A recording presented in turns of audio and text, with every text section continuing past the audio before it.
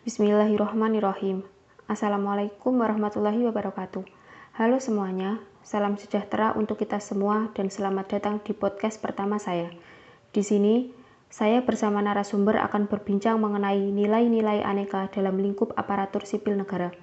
Sebelumnya, perkenalkan terlebih dahulu, saya Imro'ah Dia Sulistia, calon pegawai negeri sipil pemerintah Kabupaten Blitar yang saat ini tengah mengikuti latsar di PPSDM Regional Yogyakarta. Bersama dengan saya ada Bapak Suharyanto, Sarjana Hukum sebagai narasumber. Bapak Suharyanto merupakan Kepala Seksi Pemerintahan di Kecamatan Palang, Kabupaten Tuban. Nah, sebelum lebih lanjut kita berdiskusi tentang aneka, kita harus tahu dulu apa sih itu aneka. Aneka merupakan singkatan dari akuntabilitas, nasionalisme, etika publik, komitmen mutu, dan anti korupsi. 5 nilai aneka ini merupakan nilai yang wajib dimiliki oleh aparatur sipil negara dalam menjalankan tugas dan tanggung jawabnya. Mungkin kita akan membahas satu persatu secara singkat setiap nilainya.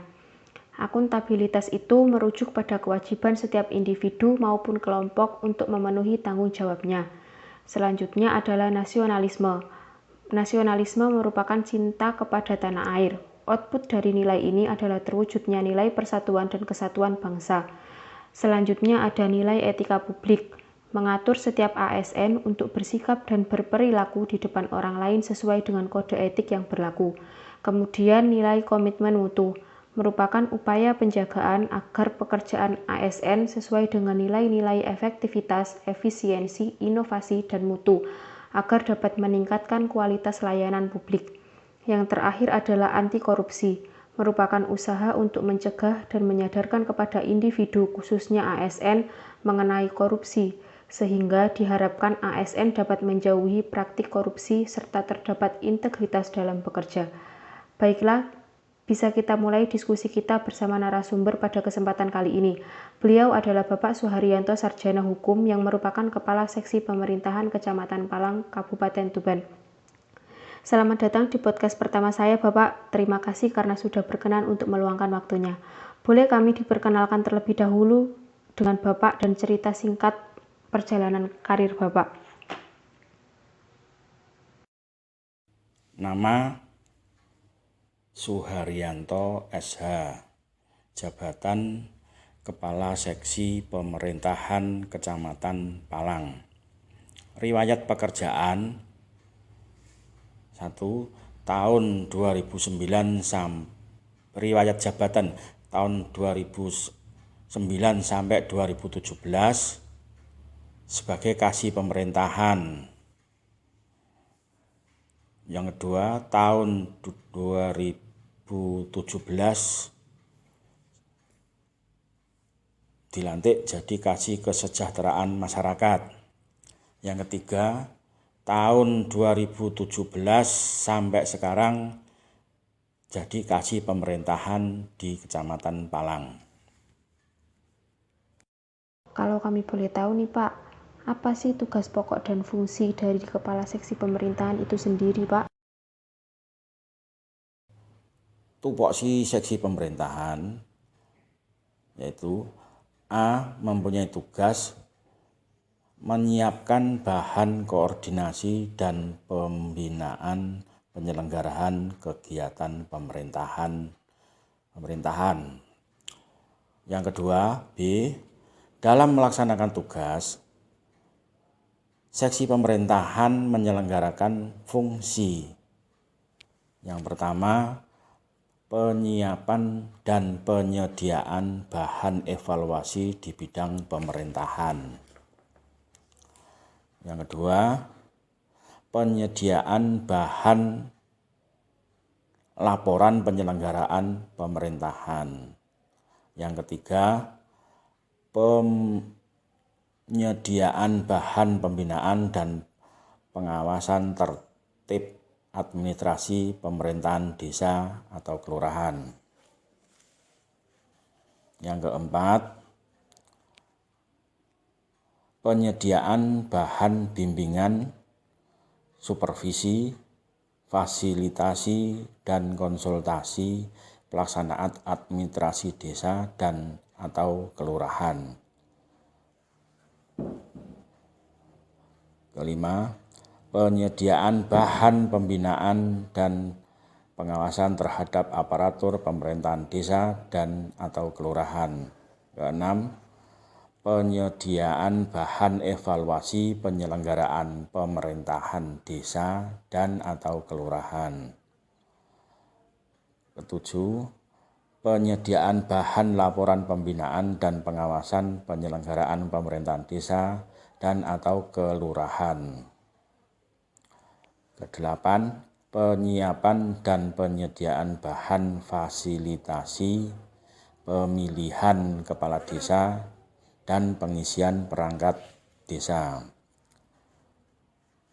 9. Penyediaan bahan koordinasi pelaksanaan tugas-tugas pembantuan pelaksanaan pemilihan umum. 10. Pelaksanaan penilaian kinerja bawahan sebagai bahan pertimbangan pengembangan karier. 11. Pelaksanaan laporan atau pertanggungjawaban kepada camat. 12. Pelaksanaan fungsi lain yang diberikan oleh camat sesuai dengan tugas dan fungsinya. Kalau menurut Bapak, seberapa penting sih Pak seorang ASN itu harus memiliki nilai-nilai aneka? Terkait nilai-nilai aneka, ini sangat penting sekali harus dimiliki seorang ASN. Karena aneka yang pertama adalah akuntabilitas. Akuntabilitas adalah pertanggungjawaban. Setiap PNS melaksanakan tugas dan kewajibannya ini harus bisa dipertanggungjawabkan sesuai dengan tugas yang diberikan kepada yang bersangkutan. Yang kedua, nasionalisme. Setiap seorang PNS harus memiliki rasa nasionalisme karena seorang PNS ini tugasnya adalah melayani masyarakat, melayani sebagai abdi negara. Yang ketiga, etika publik. Seorang PNS memang butuh etika publik, yaitu tata cara atau adab terhadap kita selaku PNS melayani kepada masyarakat. Ini juga harus ada sesuai dengan aturan koridor-koridor yang ada. Terus yang berikutnya, komitmen mutu. Seorang PNS dalam melaksanakan tugas harus mempunyai target, target yang akan dicapai. Kemudian anti korupsi. Seorang PNS ini terkait dengan anti korupsi ini juga sangat penting sekali karena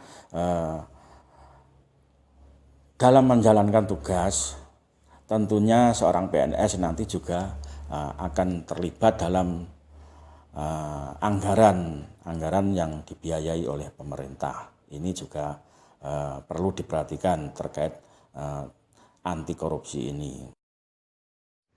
Dari 5 nilai tersebut, mana sih Pak yang menurut Bapak paling penting dan harus diutamakan untuk dimiliki oleh seorang ASN?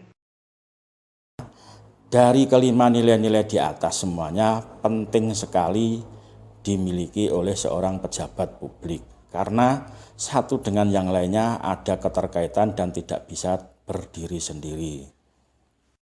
Menurut Bapak sendiri, apakah sejauh ini nilai-nilai aneka tersebut sudah terlaksana dengan baik, Pak? Menurut kami, aneka ini bisa terlaksana dengan baik atau tidak juga tergantung pada diri masing-masing pejabat yang bersangkutan. Bagaimana dia berkomitmen menjalankan tugas jabatannya dengan yang diberikan oleh pimpinan dengan baik apa tidak, sesuai dengan tupoksinya masing-masing.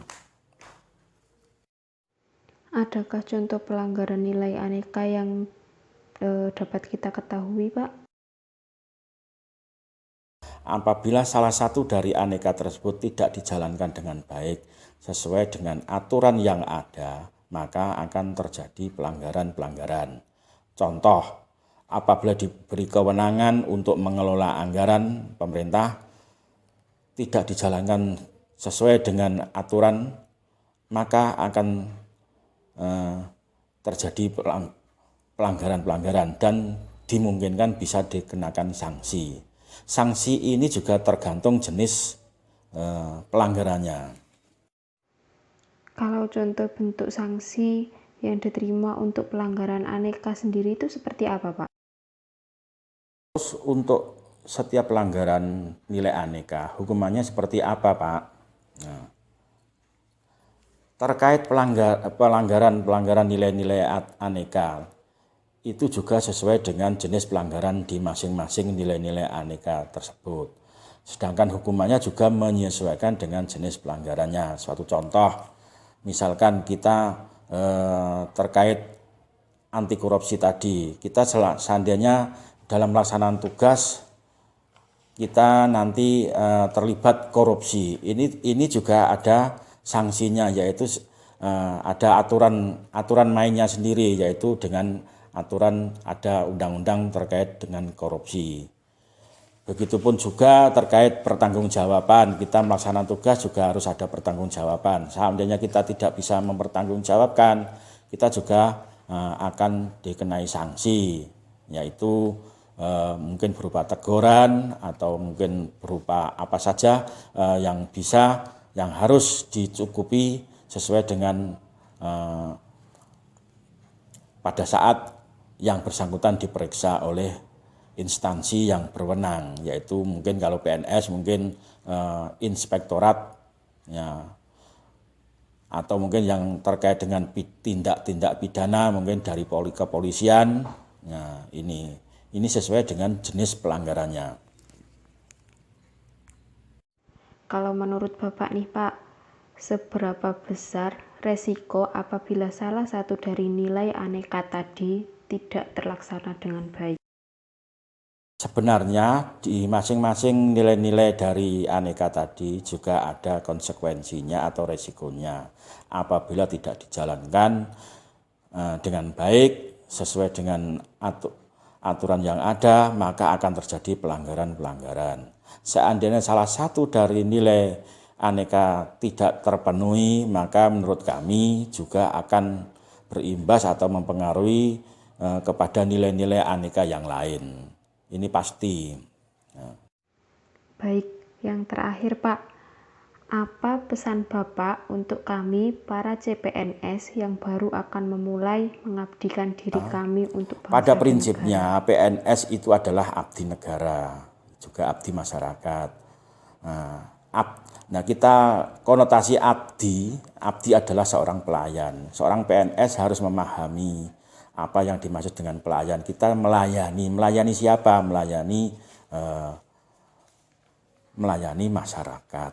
Nah, sesuai dengan tupoksi yang ada.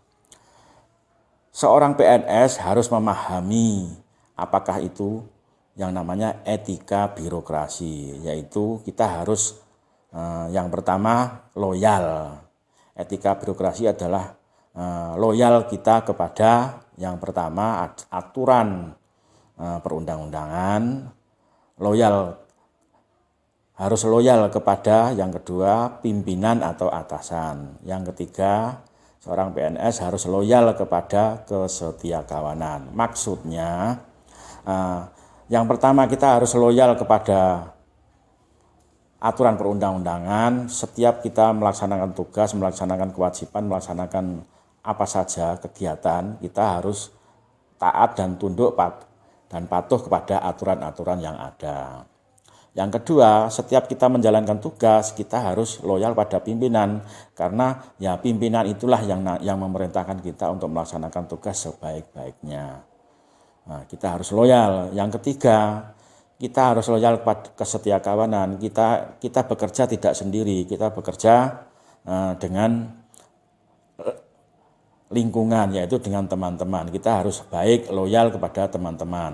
Nah, mana yang perlu dibantu, mana yang kalau kita tidak tahu, kita minta informasi kepada lingkungan kita. Itu ada salah satu tip.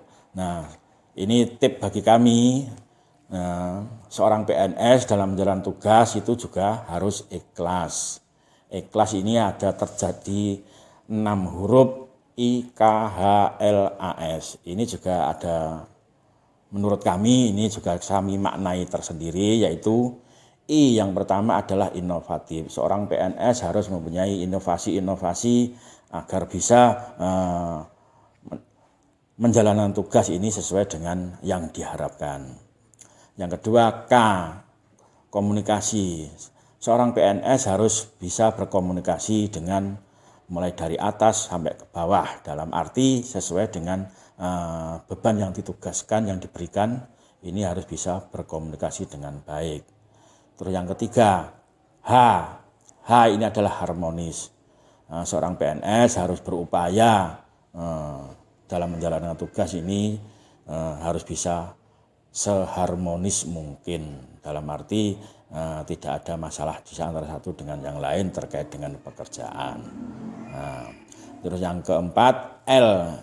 Ya, L adalah loyal. Ya, seperti tadi saya sampaikan, loyal itu adalah loyal 1, 2, 3 tadi, loyal pada aturan, loyal pada pimpinan, dan loyal kepada kesetiakawanan.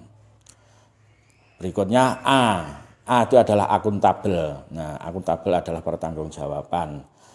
Setiap kita melaksanakan tugas, kewajiban kita harus bisa dipertanggungjawabkan, baik pertanggungjawaban secara moral maupun pertanggungjawaban secara material. Dalam arti kita melaksanakan tugas juga harus melaporkan kepada pimpinan. Di samping itu kita juga harus tahu bahwa apa yang kita laksanakan ini diketahui oleh Allah Subhanahu wa Ta'ala. Terus yang terakhir, S adalah sistematis. Kita dalam menjalankan tugas ini juga harus terencana, terplanning, paling tidak tugas-tugas apa yang diberikan kepada kita harus melaksanakannya sesuai dengan rencana yang telah kita sepakati. Itu yang bisa kita sampaikan. Terima kasih. Wassalamualaikum warahmatullahi wabarakatuh.